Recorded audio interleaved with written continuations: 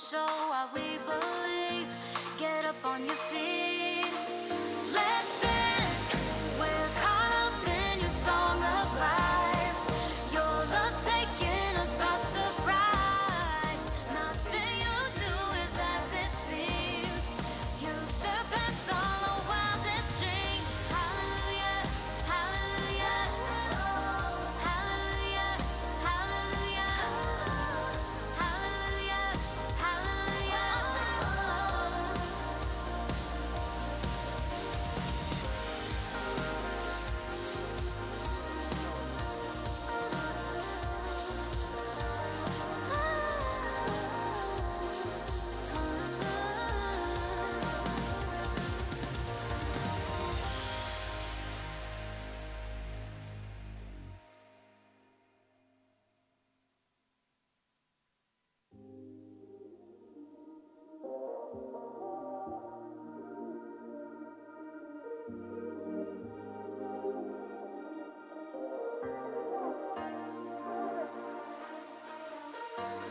Grace, you make creation bloom. Faith, you make mountains move. Power that shapes the galaxies. Jesus, you're our reality. Generations will know that your love is sweet. This is life in the light of eternity. Let your joy overflow, show why we believe. Get up on your feet. Let's dance. We're caught up in your song of life. Your love's taking us by surprise. Nothing you do is as it seems. You surpass all the wildest dreams. Hallelujah, hallelujah, hallelujah, hallelujah, hallelujah, hallelujah. Grace, you make creation bloom. Faith, you make mountains move. Power that shape the galaxies. Jesus, you're our reality. Generations will know that your love is sweet. This is life in the light of eternity. Let your joy overflow, show why we believe. Get up on your feet. Let's dance. We're caught up in your song of life. Your love's taking us by surprise. Nothing you do is as it seems.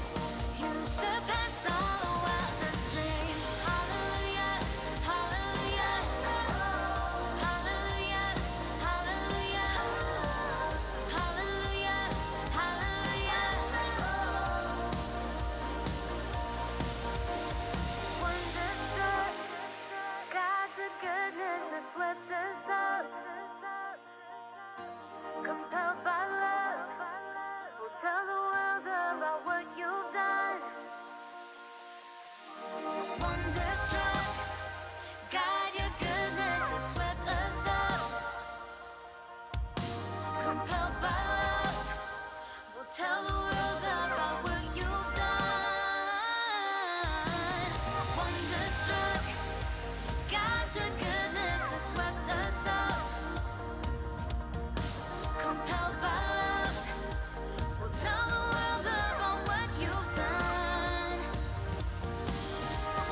Generations will know that your love is sweet. This is life in the light of eternity. Let your joy overflow, show why we believe. Get up on your feet. Let's dance. We're caught up in your song of life. Your love's taking us by surprise. Nothing you do is as it seems. You surpass all our wildest dreams. Hallelujah.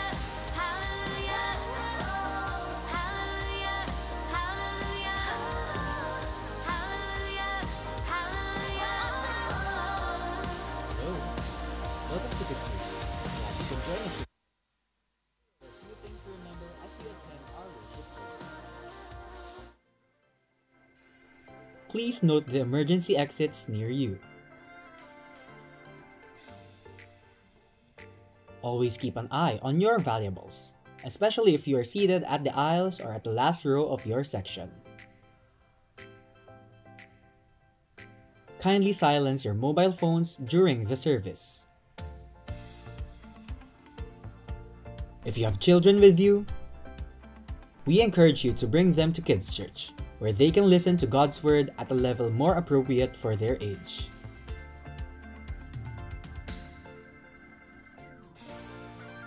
For the elderly, pregnant, parents with toddlers, and people with disabilities, we have reserved seats for you at the back of our worship hall. Parents with toddlers may also use our toddlers room at the back.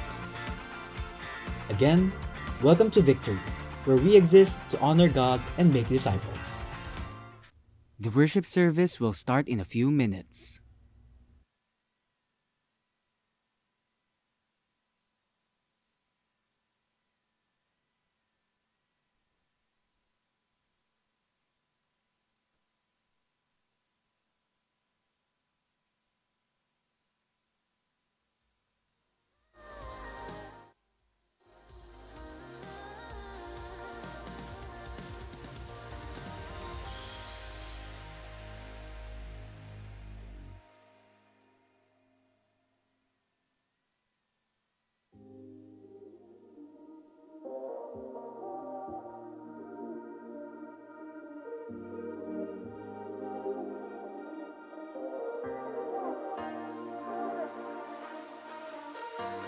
Grace, you make creation bloom.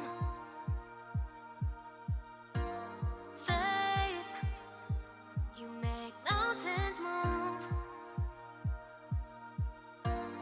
Power that shapes the galaxies. Jesus, you're our reality.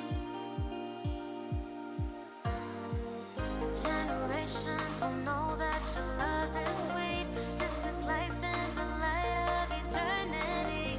Let your joy overflow, show what we believe. Get up on your feet.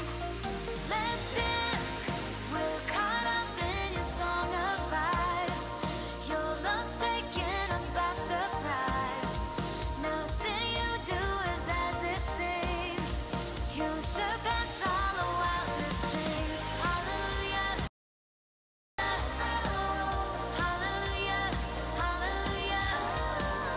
Hallelujah. Hallelujah.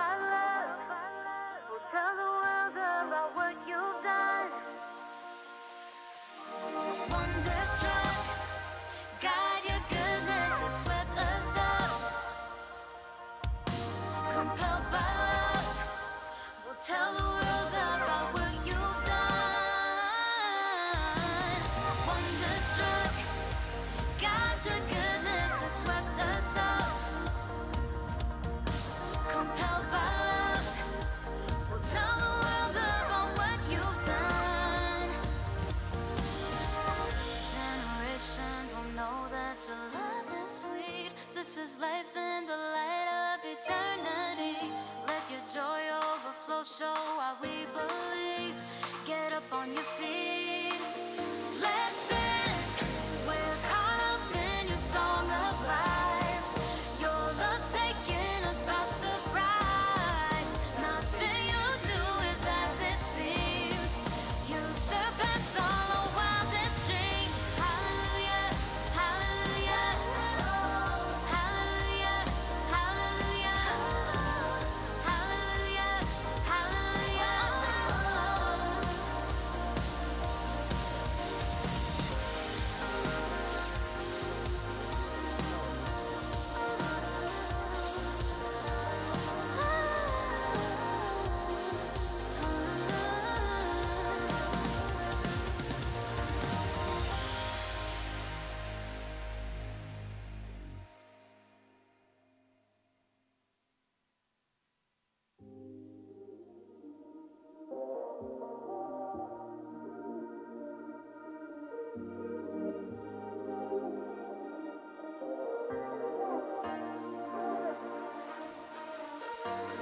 Grace, you make creation bloom. Faith, you make mountains move. Power, that shapes the galaxies. Jesus, you're our reality.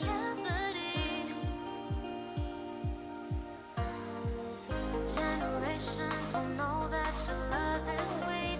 This is life in the light of eternity. Let your joy overflow, show what we believe. Get up on your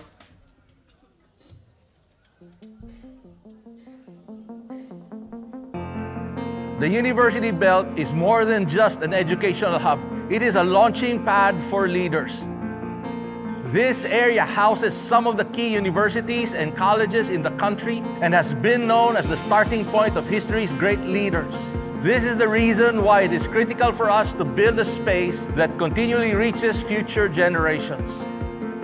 We have completed the 4th floor and will soon construct the 5th floor of our Every Nation building in Yuba.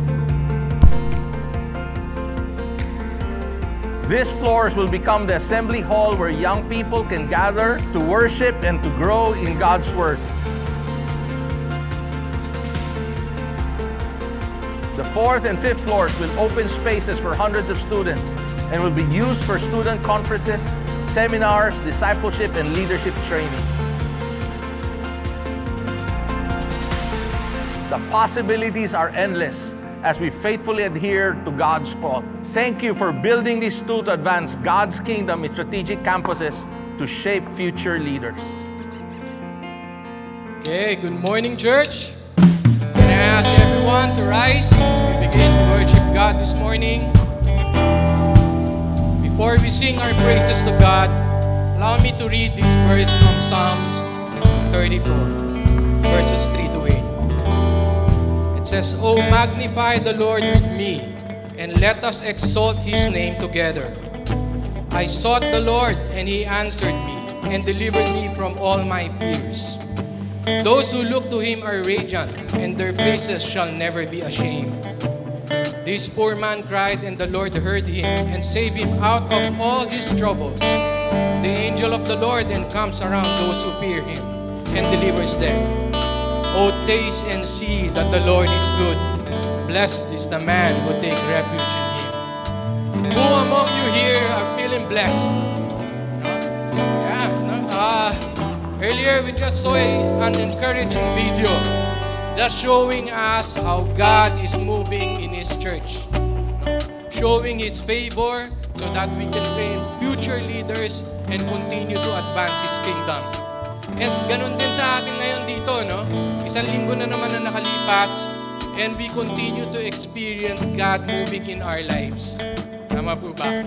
Yes, we are blessed because we have a God whom we can take refuge. We are blessed because we have tasted and seen that the Lord is good. Amen? We are blessed because He is with us always.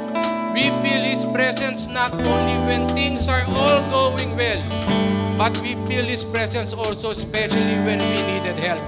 That's why we can magnify and exalt His name together. Amen? Let's pray. Lord, we thank and praise you for who you are. Thank you, Lord, because you are a God who answers. Thank you, Lord, you are a God who delivers us from our fears.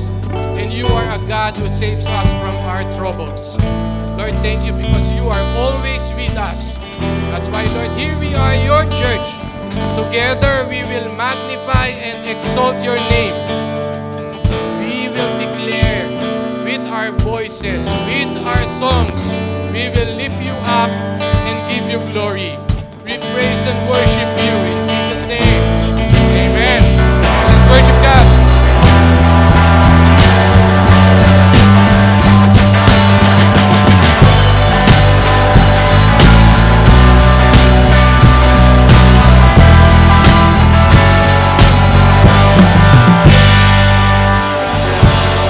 Seems like I'm surrounded, enemies I see.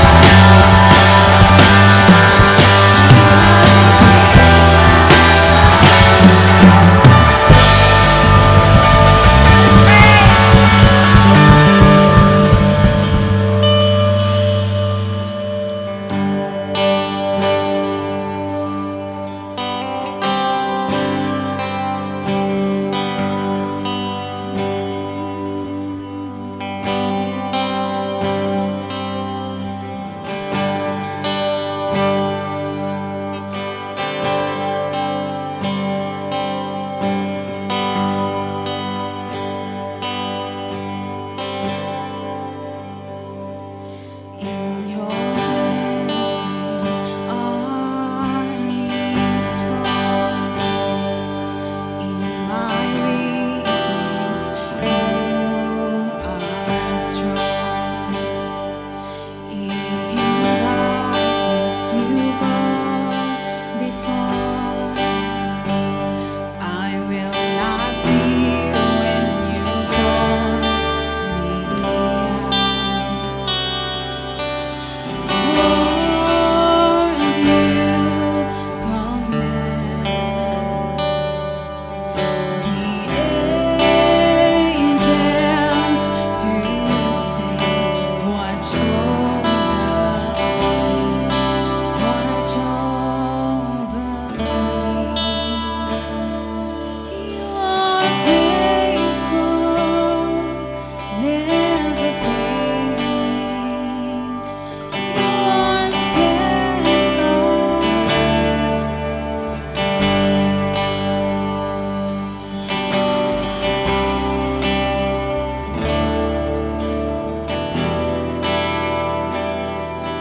Oh my God, in whom I trust. In your shadow I am brave, unafraid in your dwelling place. In the face of my enemies, come on, declare this, church. I stand secure, you deliver me, oh Lord. Lord, you command the angels to stand watch over me, watch over me. You are faithful, never failing.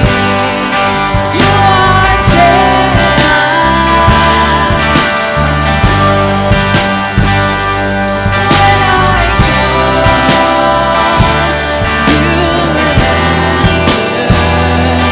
Oh my God, in you you are faithful, never failing. You are steadfast, unchanging. When I call, you will answer. Oh my God, in whom I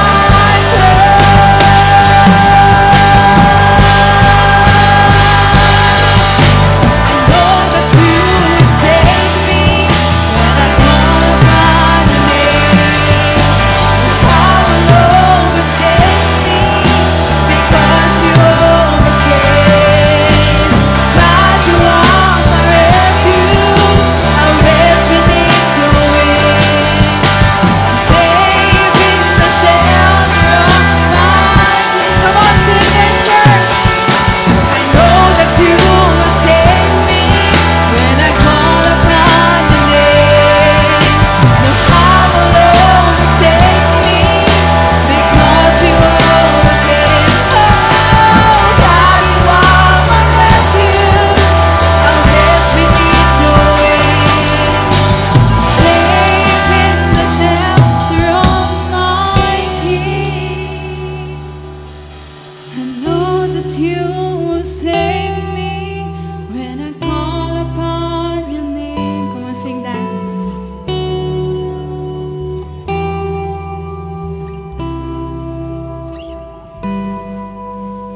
God, you are my refuge.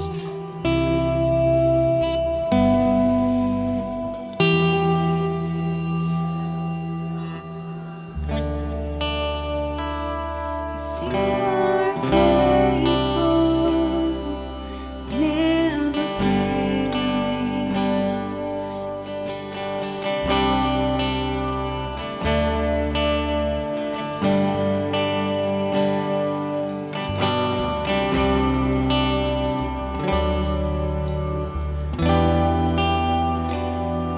Oh my God.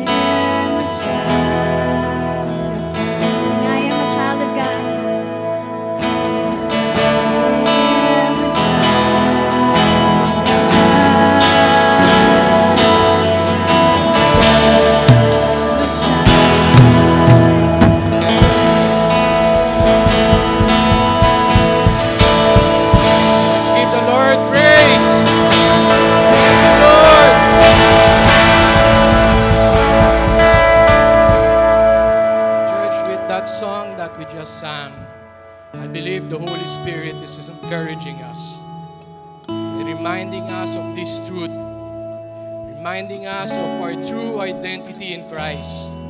We are no longer slaves who are full of uncertainty, full of fears, slave who is trying and working hard for his worth, to have a sense of worth. We are no longer that, but now instead we are children of God. And I believe God has the same message for us, His children today, as what He has for Israel, His people, that we can read in Isaiah 43, verse 1.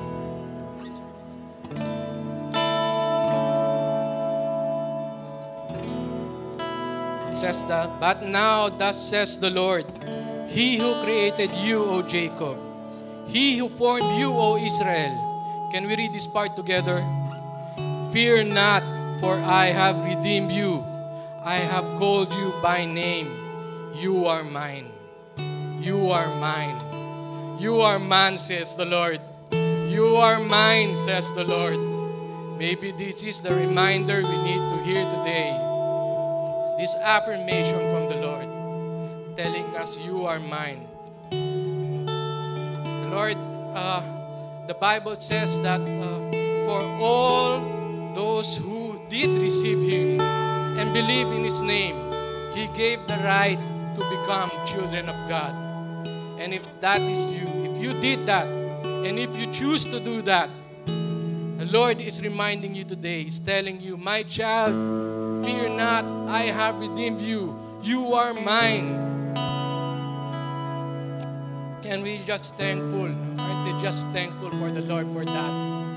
And we just pray that as children of God, we will always be reminded of our identity. So if there's something that is causing you anxiety right now, if there is something that causing you to fear right now, the Lord is telling you, fear not. You can come to me. Fear not, for I have redeemed you. By His grace, by His love, He has redeemed us.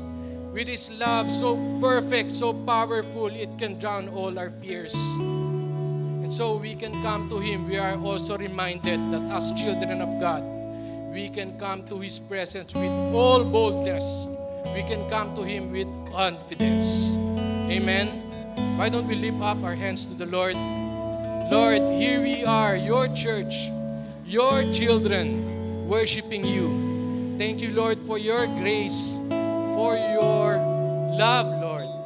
Because of that, we can come to you with boldness. We can come to you with confidence. And Lord, we just surrender all our fears to you, knowing that you have redeemed us. And Lord, here we are, your children. We just choose to put our trust in you. For we know you have redeemed us, and for we know that you are our faithful, steadfast, never failing, unchanging God. We worship you, we glorify you. In Jesus' name we pray. Everybody say, Amen. Amen. Okay, we may now be seated. Good morning, church. By the way, my name is Dan. I'm one of the volunteers here. And welcome to our 11 a.m. service. We are Victory. We are a church. We exist to honor God and make disciples. And at this point, we will continue to worship God through our giving. For our tithes and offering, may I call on Alana.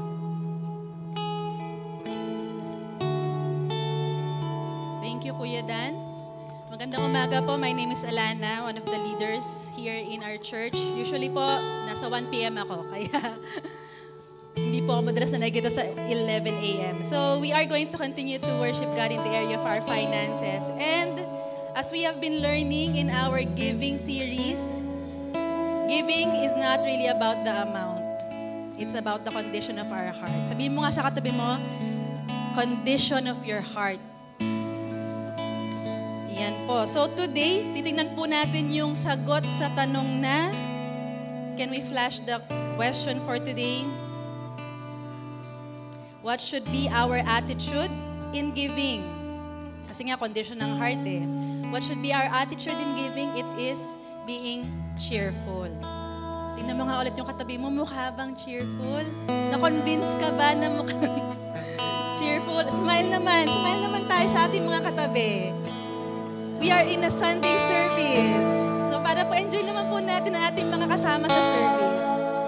Yan, so ano ba yung pagiging cheerful? A cheerful giver is joyous, prompt to do it, obedient person whose heart is in his giving. He loves to give. He looks forward to giving. He prepares to give. He understands why he gives. He enjoys being used by God to give, to be a carrier, and to be an instrument for someone's miracle. He loves to be an instrument for God's answer for the sake of others. Yan. So makikita po natin na yung description na ibinigay dito, a cheerful giver flows from a heart that is wholehearted when it comes to giving. Doon po sa mga description na binigay dyan, nakalagay po dyan, loves to give. Hindi napipilitan. Hindi dahil sinabihan lang.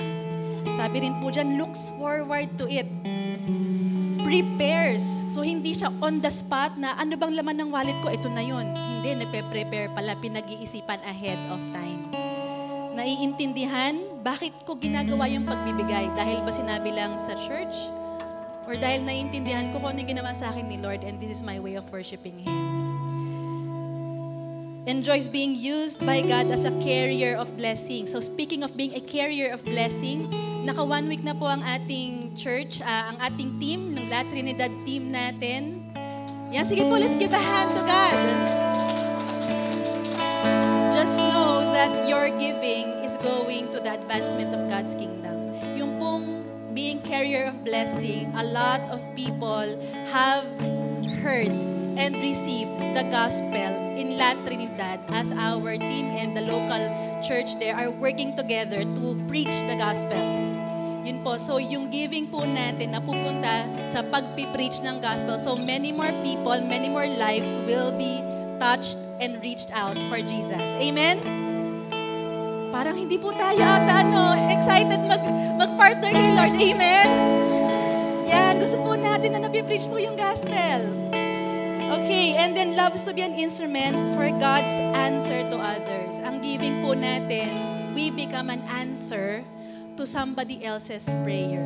Naka-experience na po ba kayo nung ganung moments na nung nag-step out in faith kayo, nakita nyo na yung ginawa nyong yun ay answer dun sa isa pang person. Tapos nakita nyo yung change in the countenance of the person, yung alam niya na this is God meeting my needs, pero pinadaan ni Lord through you. Ang sarap po nung ganung pakiramdam. Sobrang satisfying. More than yung amount na inilabas mo, sobrang mas panalo ka pa dun sa experience na ginamit ka ni God to be a blessing to somebody else. Yan. So, bilang application po, consider it a privilege and an honor to be able to give to God.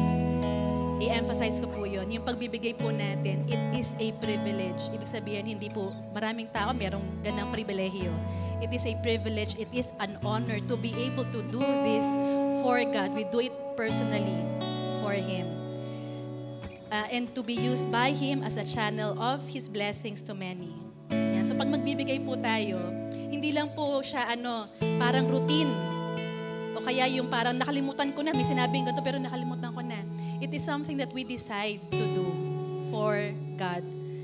Tapos I pray that as we do that, magpo-pause muna tayo and think about it in our hearts. This is my privilege to do this for you, Lord, and this is my worship to you. Hindi kailangan makita ng iba. It is your personal worship to God. Sa pang application, respond in giving generously, allowing God to transform your heart to make it joyful as you give. Kung nandun pa po yung pakiramdam na parang hindi pa tayo cheerful as we do it, okay lang po. Because we can acknowledge kung nasan tayo. At the same time, as we keep on giving, we can pray for our hearts to grow in being joyful. Kasi totoo naman po na talagang nag-grow din yung heart natin as we pray for it and as we step out in faith and do it. Yan. So, before we give, let's pray for our hearts. Lord, We thank you for the privilege that we have to honor you and to worship you through our finances. I pray, Lord God, that we will understand all the more how you are pleased when we step out in faith and honor you with our finances. I pray, Lord God, it will be so real to us that this is our worship. Yung talagang maramdaman namin that we are worshiping you every time we do this. I pray as well, Lord God, that all of us will have a testimony of how faithful you are. That whenever we trust you, Lord God, in our finances, our needs are being met. May our hearts grow in joyfulness, in cheerfulness as we step out in faith and giving. And mas masurrender lang po namin yung heart namin sa iyo, Panginoon. Maraming salamat po. We honor you, Lord Jesus. We love you, Lord Jesus. In Jesus' name, amen. Alright, so for our giving, I just want to thank you, church. Thank you for trusting God in the area of your finances. I pray that all the more, mas ma-experience niyo po how real it is that God is your provider. So, for ways of giving, meron po tayong online. Yan po. You can take a picture of that instruction. And then, pwede rin po na through our envelope, tapos i-drop niyo po dun sa may tithe box natin sa likod. And as always, we are giving you 5 minutes para po mapaghandaan ninyo, mapag-pray niyo muna personally yung inyong giving before you do it. Write your prayer requests. We are praying for your prayer requests. Yeah, so let us have our 5-minute break.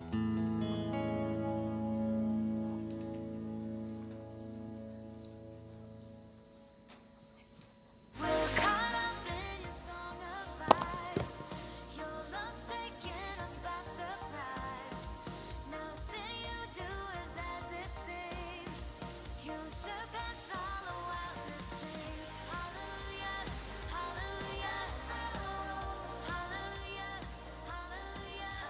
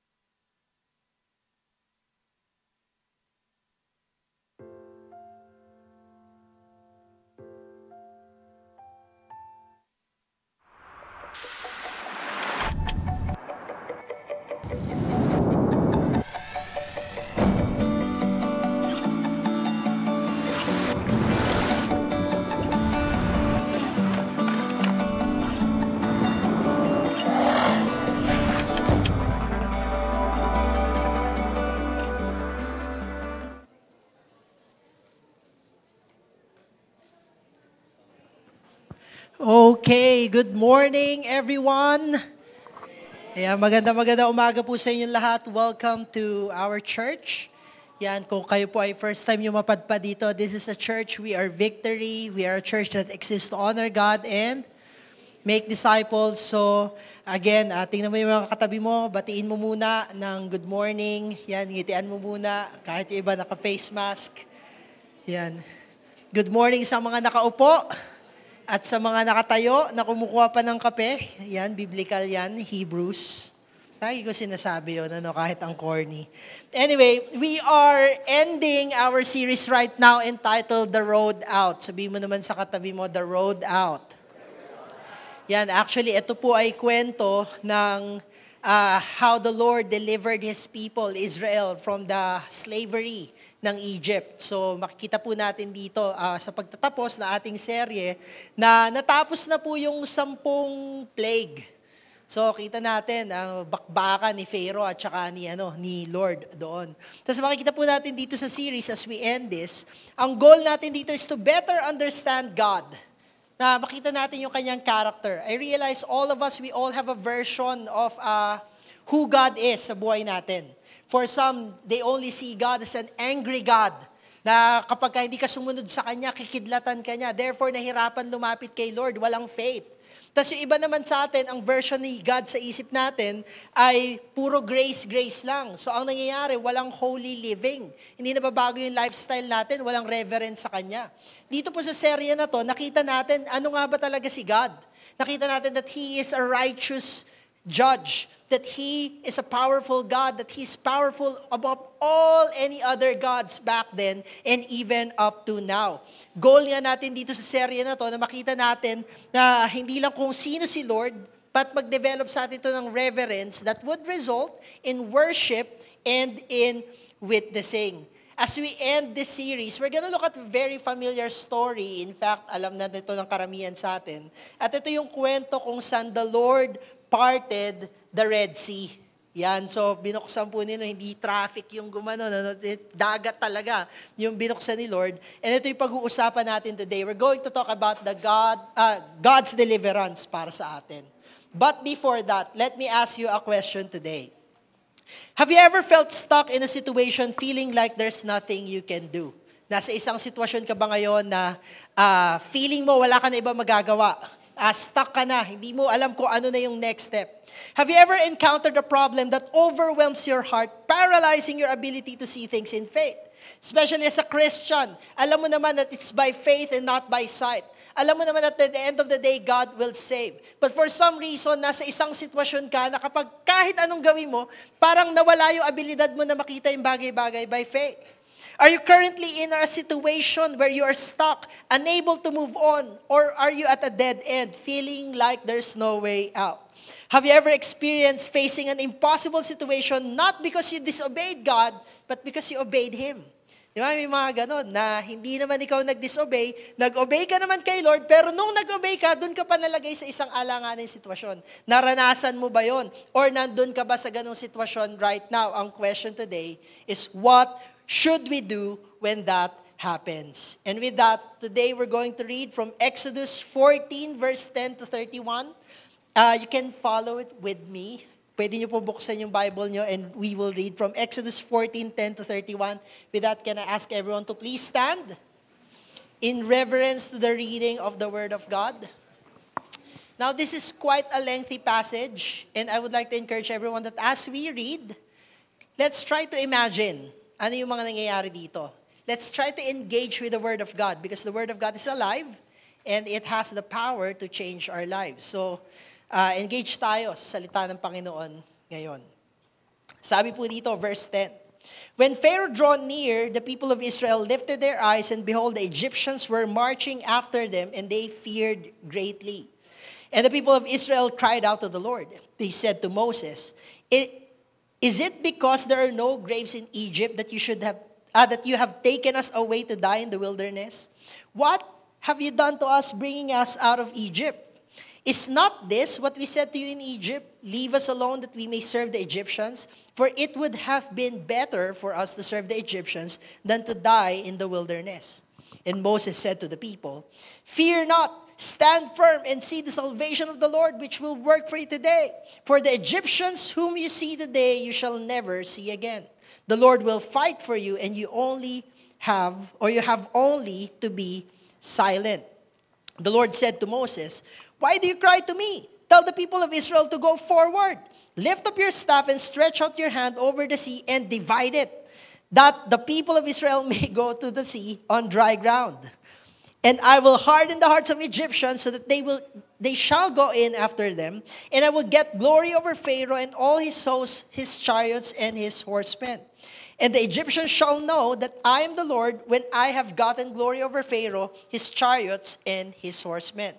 Then the angel of God who was going before the host of Israel moved and went behind them, and the pillar of cloud moved from before them and stood behind them, coming between the host of Egypt and the host of Israel. And there was cloud and darkness, and it lit up the night without one coming near the other all night. Then Moses stretched out his hand over the sea, and the Lord drove the sea back by a strong east wind all night and made the sea dry land, and the waters were divided. And the people of Israel went into the midst of the sea on dry ground, the waters being a wall to them on their right hand and on their left. The Egyptians pursued and went in after them into the midst of the sea, all Pharaoh's horses, his chariots, and his horsemen. And in the morning watched the Lord in the pillar of fire and of cloud, looked down on the Egyptian forces and threw the Egyptian forces into panic, clogging their chariot wheels so that they drove heavily. And the Egyptians said, let us flee from before Israel, for the Lord fights for them against the Egyptians. Then the Lord said to Moses, stretch out your hand over the sea, that the water may come back upon the Egyptians, upon their chariots, and upon their horsemen. So Moses stretched out his hand over the sea, and the sea returned to its normal course when the morning appeared. And as the Egyptians fled into it, the Lord threw the Egyptians into the midst of the sea. The waters returned and covered the chariots and the horsemen, all of the host of Pharaoh that followed them into the sea. Not one of them remained. But the people of Israel walked on dry ground through the sea, the waters being a wall to them on their right hand and on their left.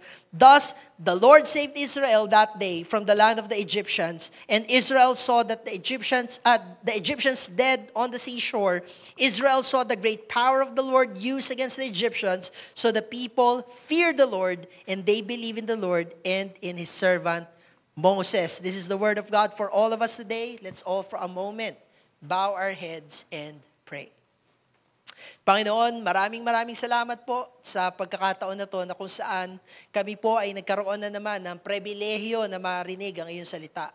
Niniwala po ako na meron kang mensahe sa bawat isa sa amin, sa bawat isang individual at sa amin po bilang isang iglesia. Maraming salamat na ikaw ay nangungusap even up to today. Niniwala po kami na ang tanging paraan para kami po ay fully maunawaan yung isalita is ikaw mismo yung mag-speak sa aming puso. So naway yun ang mangyari ngayong oras na ito. Buksan mo na aming puso at isipan at tulungan mo kaming maunawaan ang iyong salita at hindi lang basta maunawaan. Tulungan mo kami na ma-apply ito sa buhay namin. Naway lahat sa amin na may mga pinagdadaanan ngayon, yung mayroong mga takot, pangamba, at kung ano mang imposibleng sitwasyon na nasa harap namin, tulungan mo po na yung faith o yung pananampalataya mag-rise up sa puso namin so that we will be able to honor you and continue to move forward with what you are calling us to do. Lord, salamat po. At ngayon, Lord, we decide to worship you as we listen to your word. Speak to us. Salamat po in Jesus' name. Amen. Amen. We can now sit down. Kaupo na po tayo. Dito na po tayo sa parte ng kwento na kung saan tapos na yung round 10. Yan, yung bakbakan ni Pharaoh at saka ni God. Of course, we know na wala namang kalaban-laban talaga si Pharaoh. Pero the Lord had to show it not just to Pharaoh, but to his people because he wanted to introduce himself to the people. Kumbaga, kailangan makita ng tao kung sino talaga si Lord. Now, finally, after Plague 10, natutunan po natin last week, si Pharaoh, suko na. Sabi niya, sige na nga, magsialis na nga kayo. Kung gusto niyo umalis dito, magsialis na kayo. So sila, hindi lang sila basta umalis sa Egypt ng malaya, umalis sila ng mayaman. Kasi sabi doon na plunder nila yung Egyptians. Imagine, di ba, yung kanilang gold earrings, gold watch, lalakad sila, nakita, may G-Shock ka, akin na lang yan G-Shock mo, binibigay na gano'n. Okay, sapatos mo, Yeezy, akin na yan. Di ba, yan, Jordan, rare yan, Travis Scott, binibigay na yan, gano'n. Ano talaga? Yumaman talaga yung mga Israelites nung time na yon. Tapos, sabi nga dito sa verse na to, yan, when Pharaoh let the people go, God did not lead them by the way of the land of the Philistines, although that was near. Dito pa lang, meron tayong makukuha agad. Si Lord kasi, nung nilid sila palabas ng Egypt, dinala sila sa wilderness, tapos doon merong mas malapit na daan. Ang dinaanan ni Lord, yung mas malayo. Kasi doon sa mas malapit na daan, meron na agad sila may encounter na kalaban. Sabi nga dito, lest the people change their minds when they see war and return to Egypt. May mga instances ba kayo dun sa buhay nyo na meron namang mas madaling paraan pero si Lord parang ang gusto niyang daanan mo yung mas malayo? Yan. Could it be na kaya ganon? Kasi God is dealing with our hearts dahil alam niya yung kapasidad natin. Na baka pag nag-shortcut nga tayo, dadaan tayo sa temptation that would lead us back to our former life.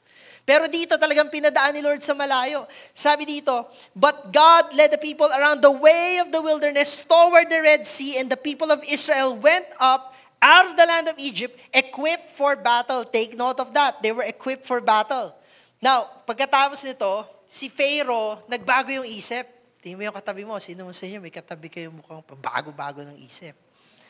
Pharaoh. Yan.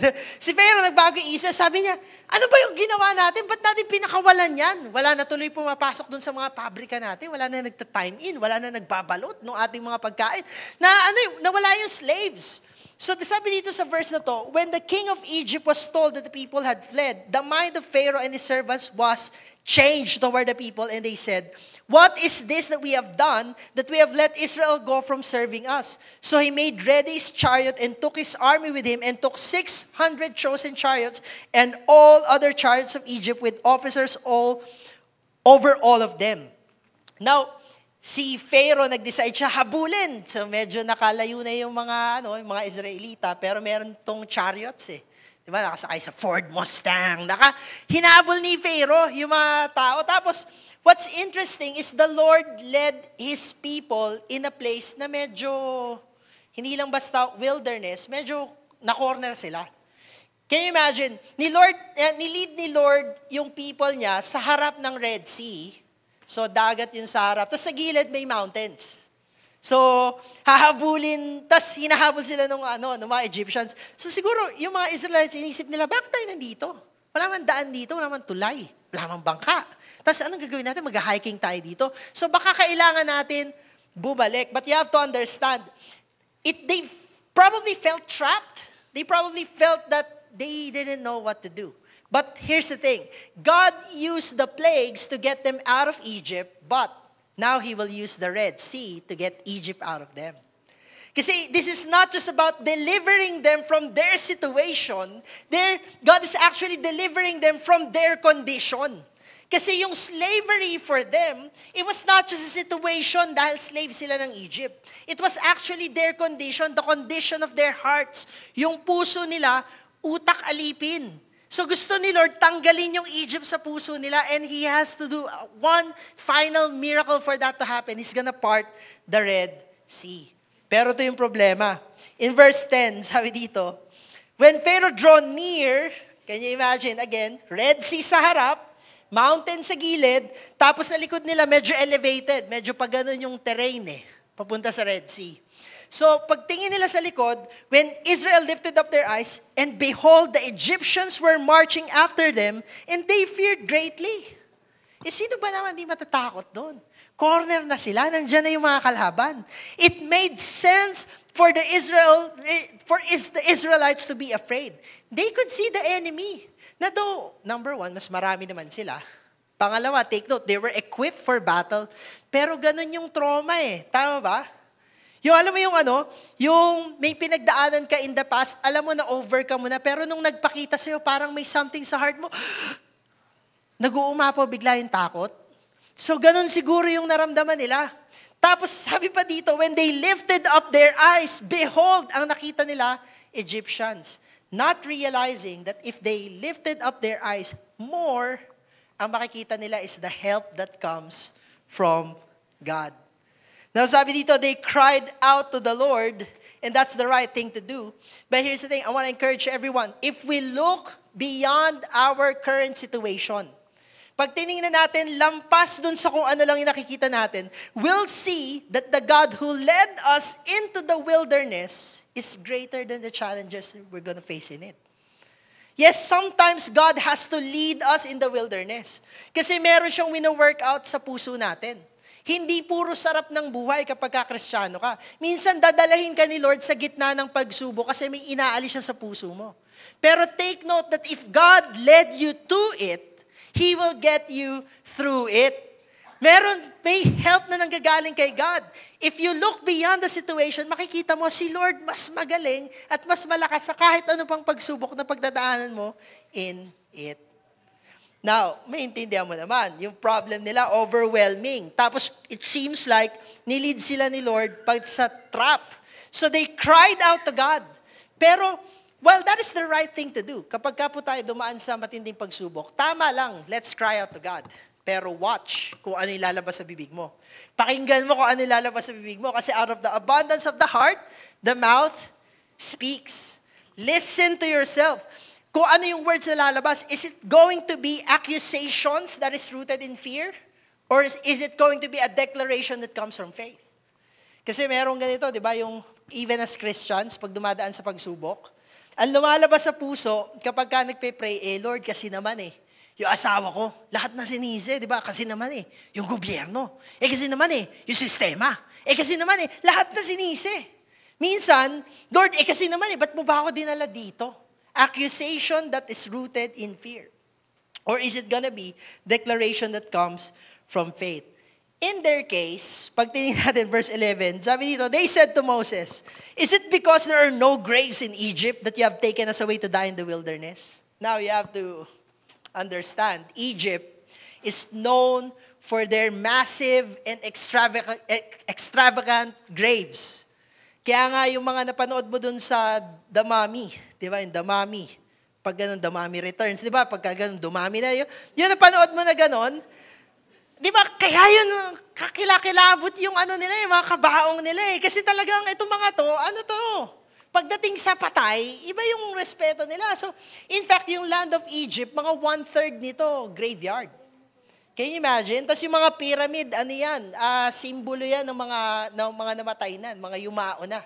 Can you imagine? Tapos, ganun minamak nila si Moses. Parang hindi pa ba sapat yung mga graveyard sa Egypt? Dadali mo pa kami dito para mamatay? Now, I mean, if you know, na kapag ka na-overwhelm tayo, yung reasoning natin nababago. Yung narrative natin ay iba. Sabi dito sa verse na to, verse 12, is not this what we said to you in Egypt? Leave us alone that we may serve the Egyptians, for it would have been better for us to serve the Egyptians. Oh, so nalimutan na nila, na-oppress sila. So, nalimutan na nila na na ni-require sila ng mas malaking trabaho tapos tinanggal yung raw materials. So, nalimutan na nila na inaalipos na sila ng mga Egyptians. Naiiba yung narrative. Isn't it true na ganoon din tayo at times? Pag tayo na-overwhelm na, naiba yung thinking natin. Naisip natin na kasalanan ng iba, naiisip natin na mas mabuti pa ako nung dati pa na hindi ko pa kilala si Lord. Kung ano-ano naiisip natin and we begin to respond in fear, not in faith. Pero tingnan niyo yung ginawa ni Moses sa kanila. Verse 13. And Moses said to the people, fear not. Can you imagine yung courage ni Moses dito na in the midst of a nation, tatayo siya bigla. Tapos sabihin niya, wag kang matakot. Can you imagine? Diba? It must have taken a lot of courage for Moses to say to the front of the people, huwag kayong matakot. Tapos siguro tinititigan niya isa-isa, yun, mukhang takot, huwag ka matakot. Mukhang takot, huwag ka matakot. Fear not. Now, here's what I realized. You cannot control the response of others, but you can control yours. Tama ba? You may be in a place or sadly, in a context, or maybe in your family, where everyone spouting negativity. Pero you cannot control their response, but you can control yours. We live in a world na, kung marirealize lang natin, para ang social media para isang malaking echo chamber. Pag sinabi natin echo chamber, yung pagka, yung gagayahin lang kung ano sasabihin mo. Kaya kung mapansin mo, kumari meron kang kinaiinisan na pangyayari o bagay. Bang maganda example nito? Gas. Thank you. Yan, ang taas naman ng presyo ng gas. Bakit ba ganyan? Dami-dami kasi mga bumibili ng kotse.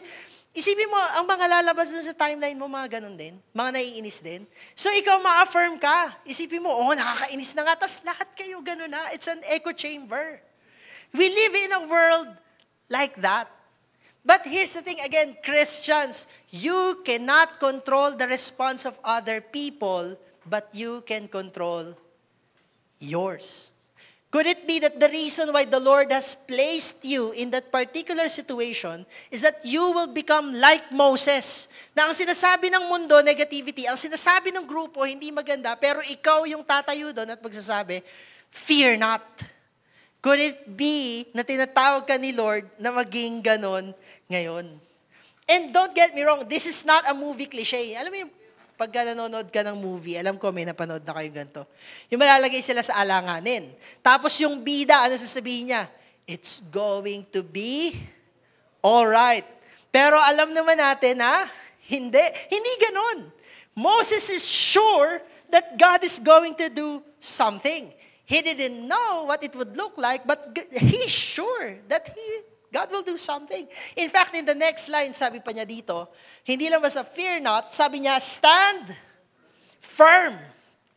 I realize one of the hardest thing to do when we face an overwhelming situation is to do nothing. Tama ba? Isa sa pinakamahirap gawin kapag may malaki kang problema ay yung wala kang gawin. Tama ba? Paano naging mahirap yung walang gawin? Tignan mo. Sino dito yung mga tatay? Taas mo yung kamay mo. Yan. Di ba? Lalong-lalo na tayo. Gusto natin lagi alam natin yung kailangan natin gawin. Gusto natin lagi alam natin yung discartation. Hindi pwedeng wala akong diskarte. Kasi gusto natin medyo in control tayo. Sino sa inyo may katabi kang mukhang ganun? Yung gusto mo, yung parang lagi. Sino sa inyo may katabi kang mukhang ganun? Wala. So magpakahayahay na lang tayo sa buhay. Now, in the original language, tong stand firm means to stand up to opposition or challenge by remaining planted. Hindi ako kikilos do, I am the man who can't be moved. Can you imagine? Oftentimes, ito yung direction sa atin ni Lord.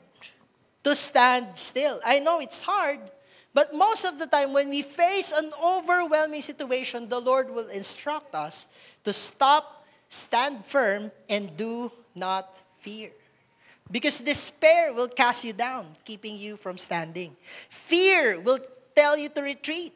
Impatience will tell you to do something now. Presumption will tell you to jump into the Red Sea before bumukas yung Red Sea. Ang command sa atin is to stop, stand firm, and do not fear. For many of us, alam ko ito yung challenge. Ang hirap, walang ginagawa, pastor. Ay talaga naman. Kaya nga sabi sa Psalm 46, be still and know that I am God. I pray that the Lord will teach us to do this. Have to admit na ako po mismo, hirap na hirap ako pag ganito. Na nahuhuli ko yung sarili ko na kapag may problema, ang hinahanap ko agad, solusyon.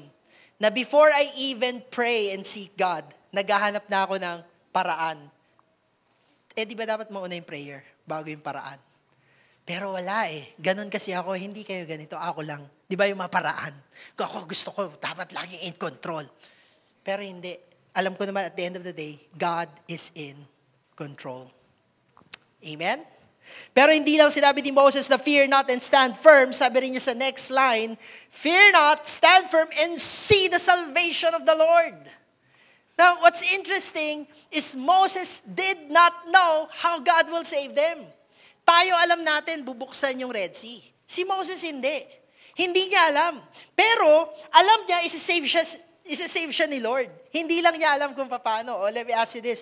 Sino sa inyo, alam niyo kapag may pangangailangan kayo, God will provide. Taas mo yung kamay mo. Yan. Sino alam niyo, sino sa inyo, alam niyo na kapag kayo may sakit, God will heal. Taas mo yung kamay mo. Di ba na kapag may pinagdadaanan ka matindi, God will protect and God will save you. Taas mo kamay mo. Pero sino sa inyo, hindi kayo mapakali pag di nyo alam kung paano.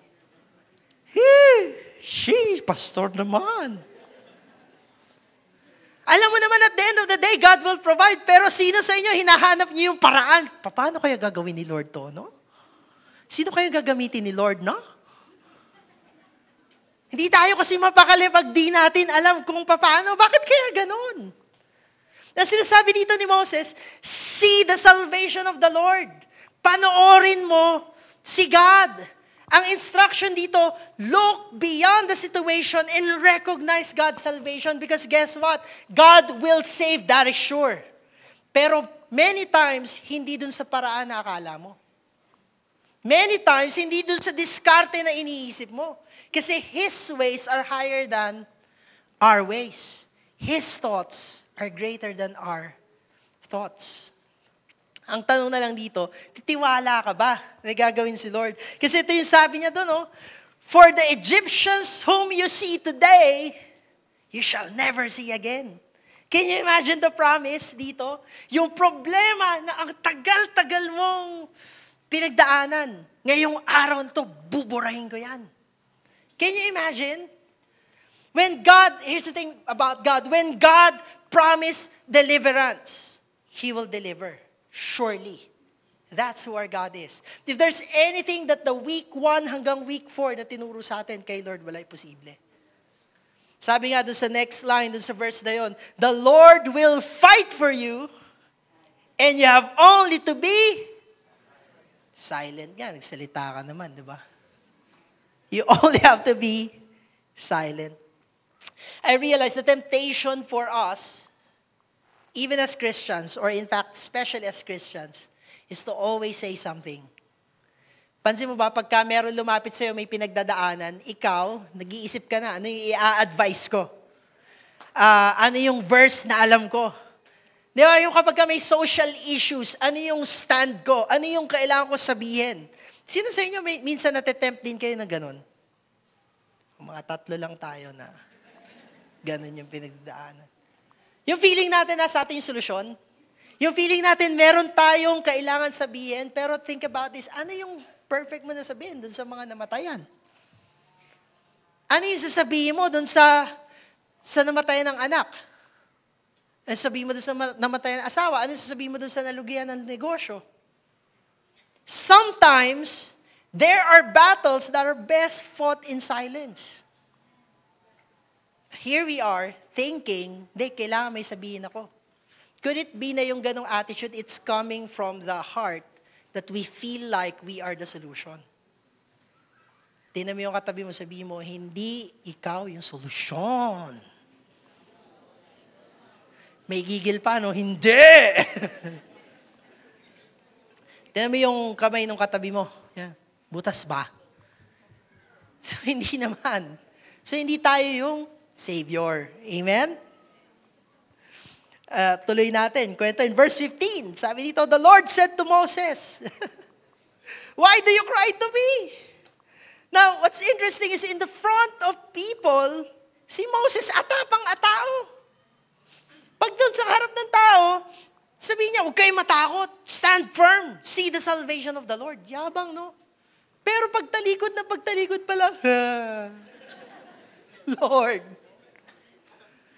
But this was so good.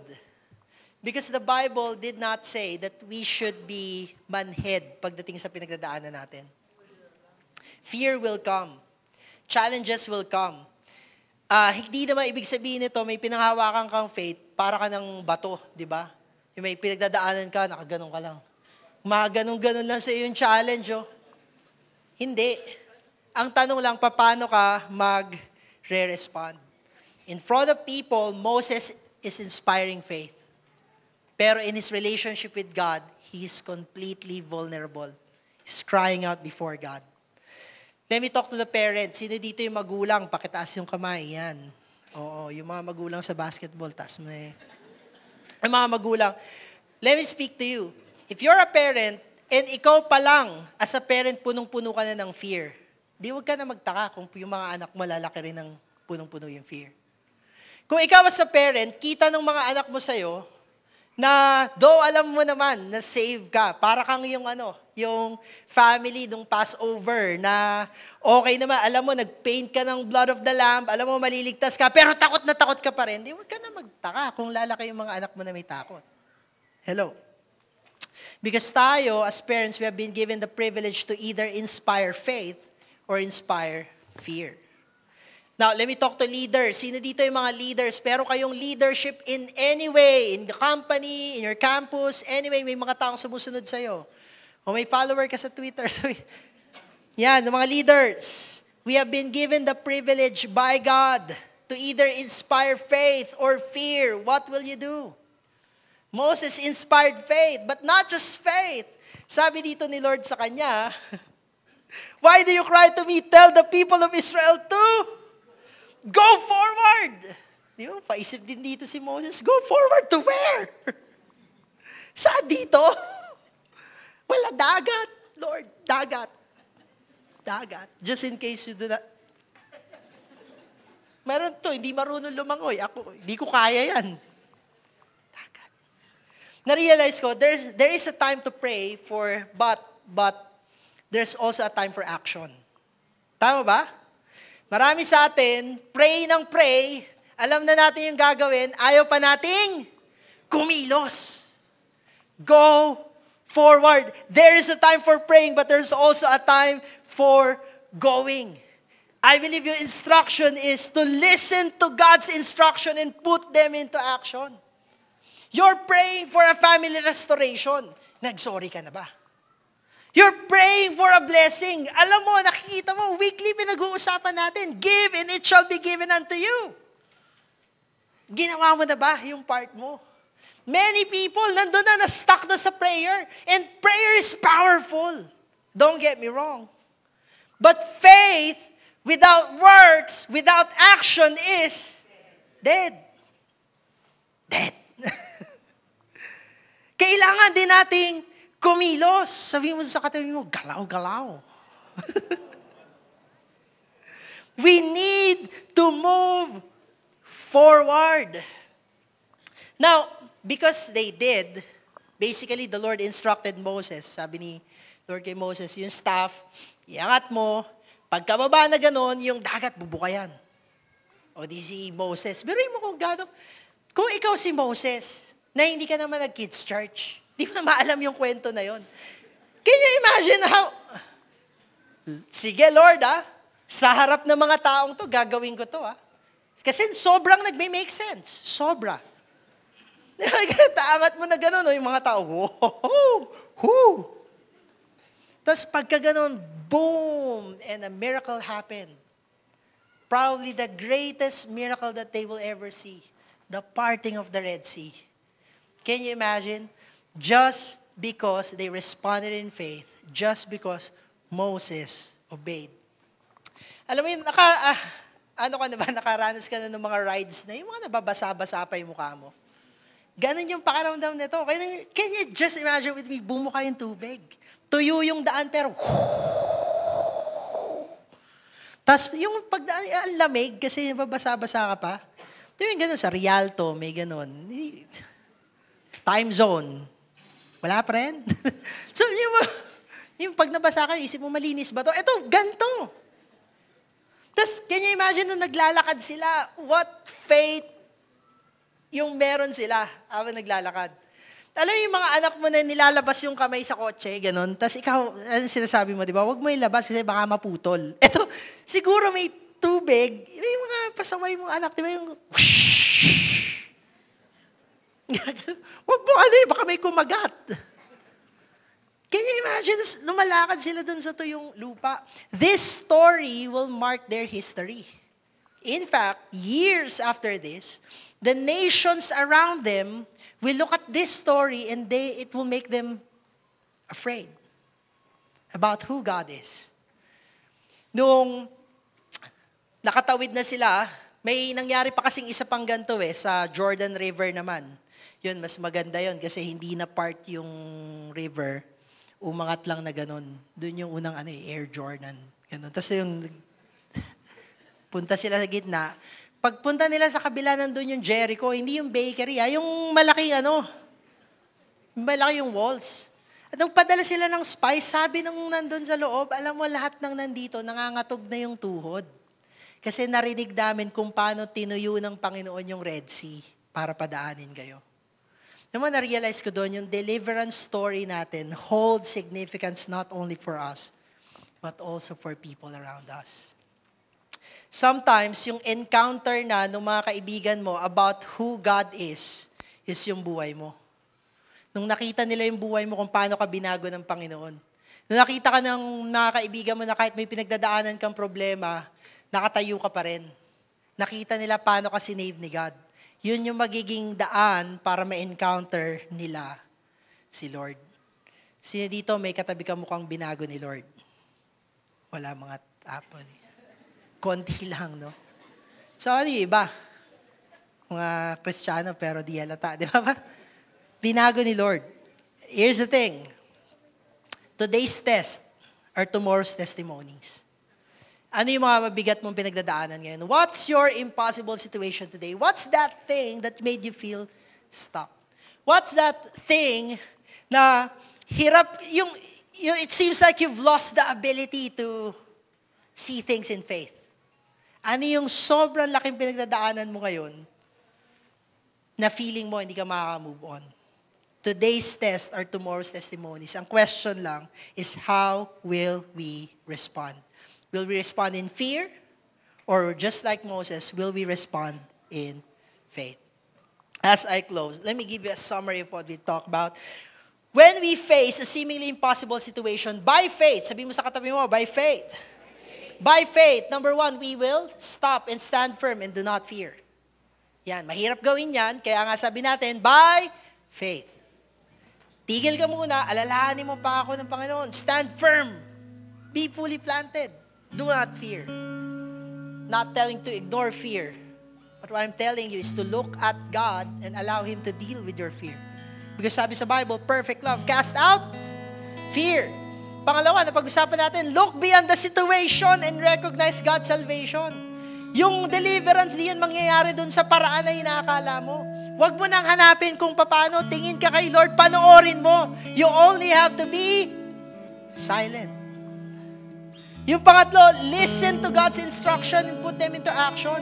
Pag alam mo na yung pinapagawa ni Lord, sabi na niya, go forward, even if hindi nagbe-make sense. Lord, ako marunong lumangoy. Lord, may dagat sa harap ko, move forward, pero gagawin ko pa rin kasi sabi mo.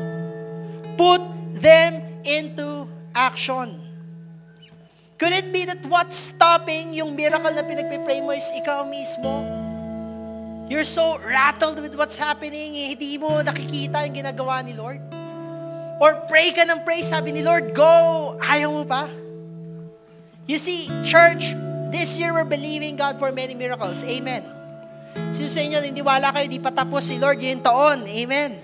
Last quarter na, malapit na last quarter, pero may gagawin pa si Lord sa pamilya mo. Amen. You see, I pray that all of us will continue to grow in our faith because again, sabi nga ni George Miller, faith does not operate in the realm of the possible.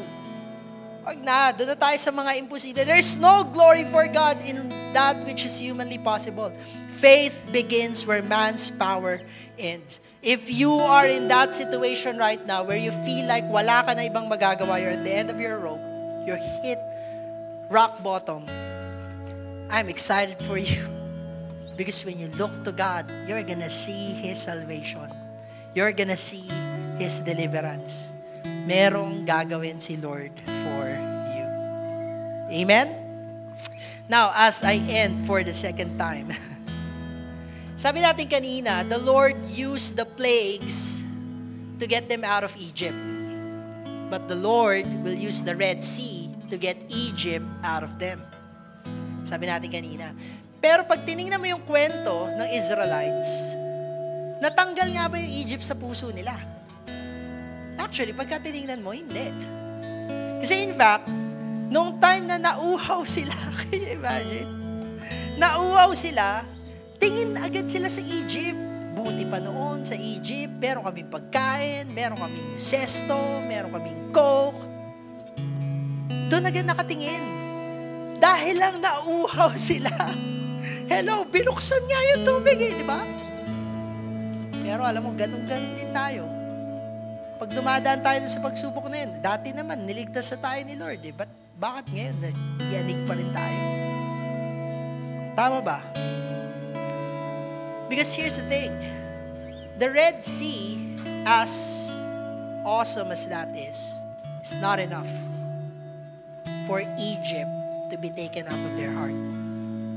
There needs to be something or someone greater than that miracle. And that someone is Jesus Christ.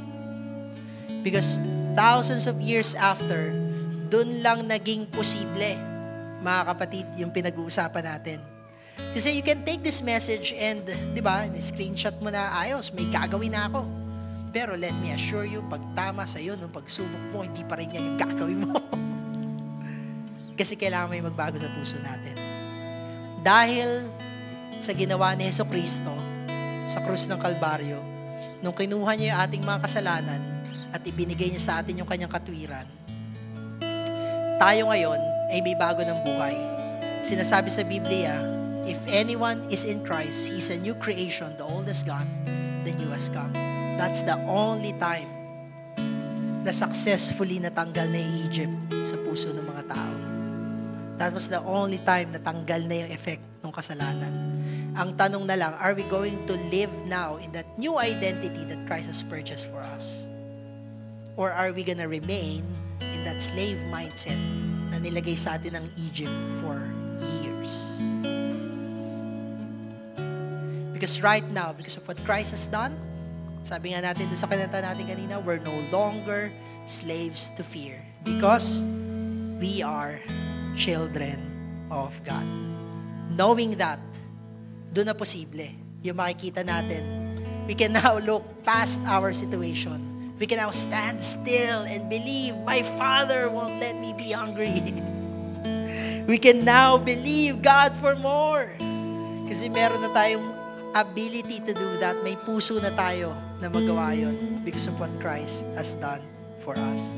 Amen? Can we all close our eyes right now? I want to pray for you.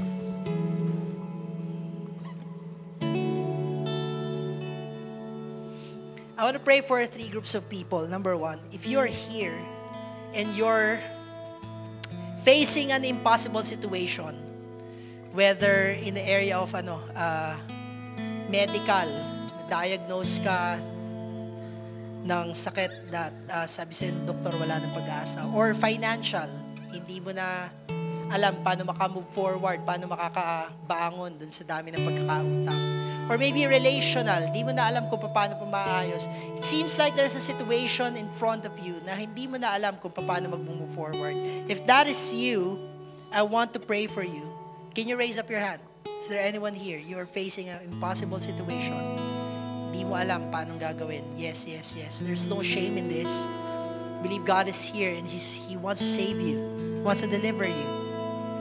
Lord, I lift up to you all these people. Lord, I do not know exactly kung ano po yung imposibleng sitwasyon na pinagdadaanan nila, but you know. Lord, today we declare that in you, nothing is impossible. So Lord, I pray that you would give them the grace, Lord, to endure, to remain planted, to stand still, and look beyond the situation and see God's salvation. Lord, do a mighty work in them that they will be able to see breakthrough even as early as this week. Pakita mo, Panginoon, yung kapangyarihan mo sa kanila. Maraming salamat po, Lord. In Jesus' name. I want to pray for another group of people. If you're here, dun ka nakarelate dun sa nung sinabi nating be still and know that He is God. Yun yung medyo mahirap sa'yo. You know na when challenges comes, lagi ka napiplague ng worry. Lagi pumapasok yung anxiety. Tapos hindi mo makontrol. Nababawasan yung tulog mo. Nababawasan yung pahinga mo. Hindi Hindi mo alam, bakit ganito? Ang hirap magpahinga. I want to pray for you. If that is you, again, there's no shame in this. We all need help. Can you raise up your hand? Is there anyone here?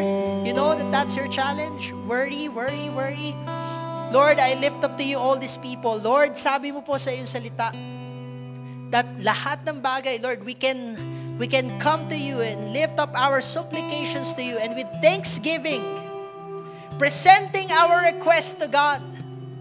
Lord, ikaw po mismo, yung magbibigay sa amin ng peace that surpasses all understanding, that will guard our hearts and our minds in Christ Jesus.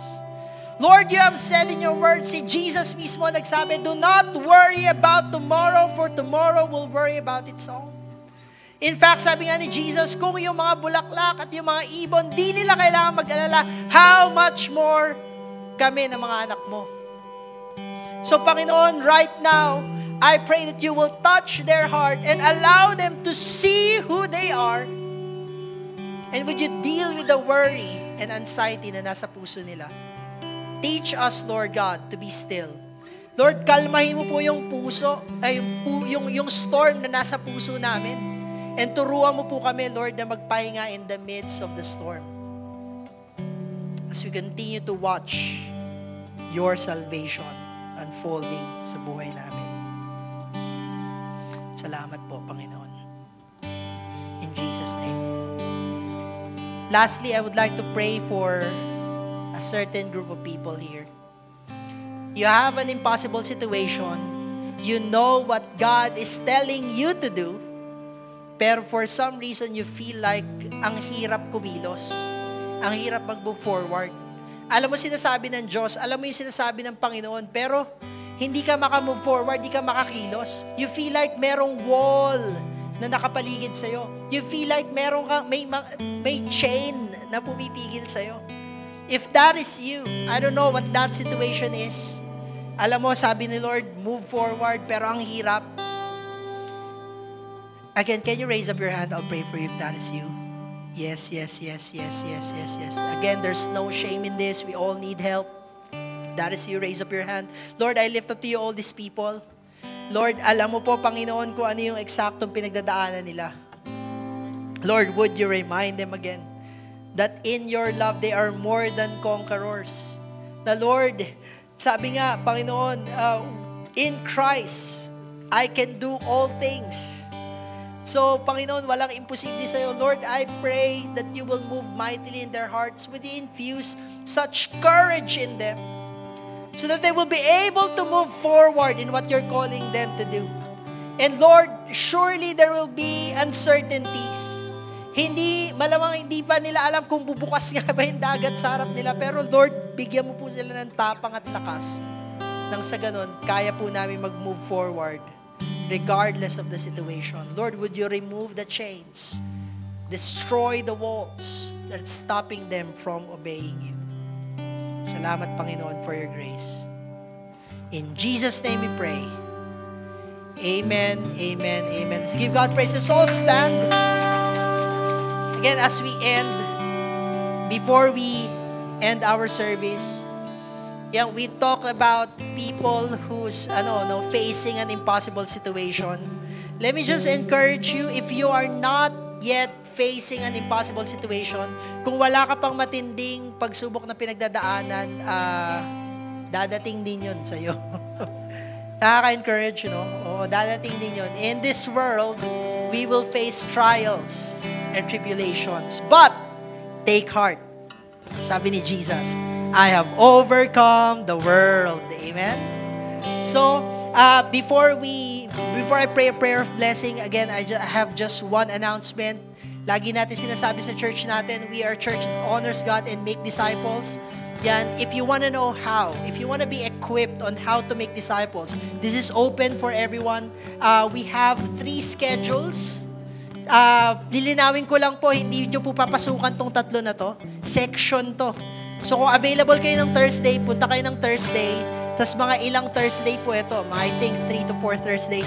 Tapos may Saturday din na schedule, may Sunday din na schedule. If you are available in any of those schedules, I want to encourage you to be equipped so that you will be more effective when it comes to making disciples. Amen?